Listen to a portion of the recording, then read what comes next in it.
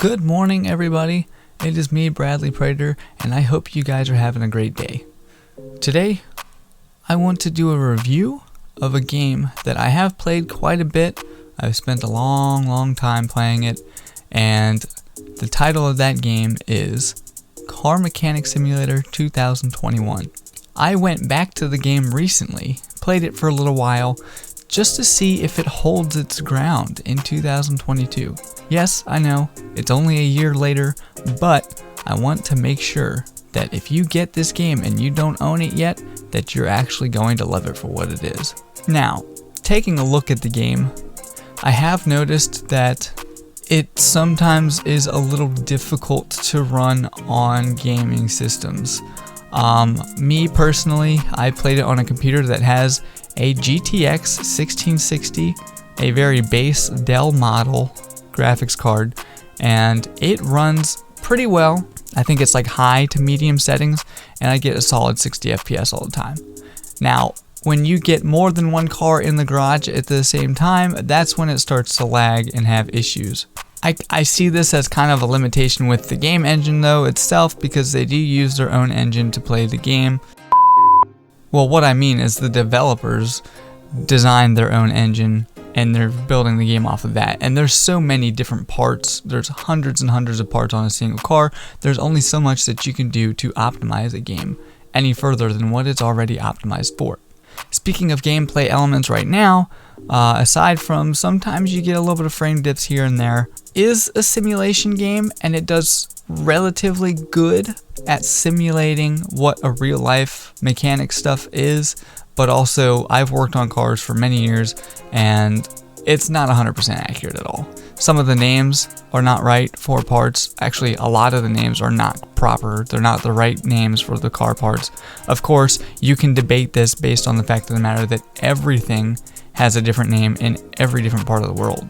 In terms of controls, I played it with the controller and the mouse and keyboard, and both of them work somewhat flawlessly. The only thing that I have to say about the controller side of it is when you go and you search up something in the parts catalog, you have to set the controller down, move to the keyboard, and type. If you're trying to be fast and efficient with getting a job done quickly, that will make the game slow down quite a bit. I think that the shopping cart feature is a really great add-on to the game, especially from the 2018 version. It is extremely useful. I use it all the time, and it's made my proficiency with playing the game a lot quicker, a lot faster, and I've been able to make money in the game really quickly by just using that shopping cart feature. Instead of going back and forth and searching over and over again what you need, you can just go straight to the shopping cart, click on the item, and the item will pop up on the store page. And that is such a great and useful feature. With driving the cars, it's okay. It's not the best. The physics are decent.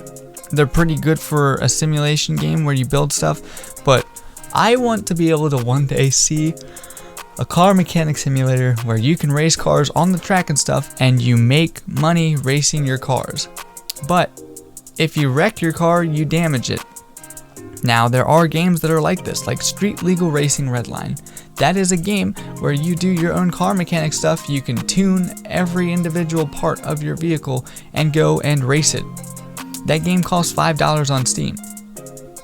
But it was also made in the early 2000s and is incredibly buggy. It barely runs on anything anymore. So if Car Mechanic Simulator could get that kind of gameplay set over to their car mechanic side of the game, I think it would be just a perfect and flawless game. And don't even get me started on the mod support. The mod support on the PC is completely flawless. Beautiful, perfect. I have nothing to complain about it. On console, from what I know of, there is zero mod support, but there are plenty of cars in the game to keep yourself busy, and not every single car that you do restorations and stuff is able to be kept. Hold on. Not every vehicle that you work on is as common as others. There's actually a rarity factor of each vehicle, and if you find a super rare car, the price of it when you go to restore it is super duper like skyrocketed, like the price would skyrocket, and it's based on mileage, frame condition, and all that other stuff. I think that's awesome. The only thing is the sell prices become unrealistically absurd. Selling a tiny little beat up beater for $40,000 to $120,000 seems a little excessive when it only cost you $4,000 to rebuild. Now there's plenty of stuff to do in this game. You can buy add-ons, dyno tuners, all that stuff, the good fun stuff.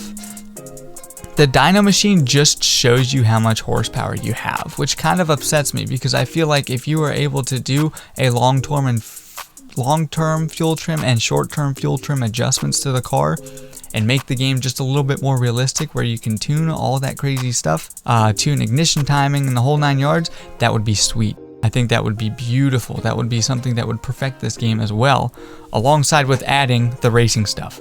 There is a track, an airport track, I think, that does top speed runs. You might be able to find my actual video on there that has on the channel where I try to reach 300, I think it's like 300 kilometers an hour, which is pretty close to 200. I think it's like 196 miles an hour or something like that. Either way, and I wrecked the car, so that's cool. But me talking and blabbing on about all this stuff, is the game worth buying today? Yes. If you're looking for a cheaper game to buy where you can buy the Ultimate Edition with all the DLCs combined together on sale on Steam, it is worth buying. If you want to buy it at full price with no DLCs, there's plenty of mods to install on the game to keep it interesting, and you can spend a lot of time playing it. And the replayability factor it's okay. It's not the best. My rating for the game currently at the moment is probably going to be 8 out of 10 or a 9 out of 10. If I was doing on a scale of 0 to 100, it would be 85 out of 100. I enjoyed it. I spent many hours playing it, and I got immersed and sucked into it. And that's what makes a game good, is if you can get sucked into it and stick with it until the very end. I hope you guys enjoy this video. If you guys have anything that you want to bring up, you want to discuss with me, leave it down in the comments below, and I'll see you guys next time.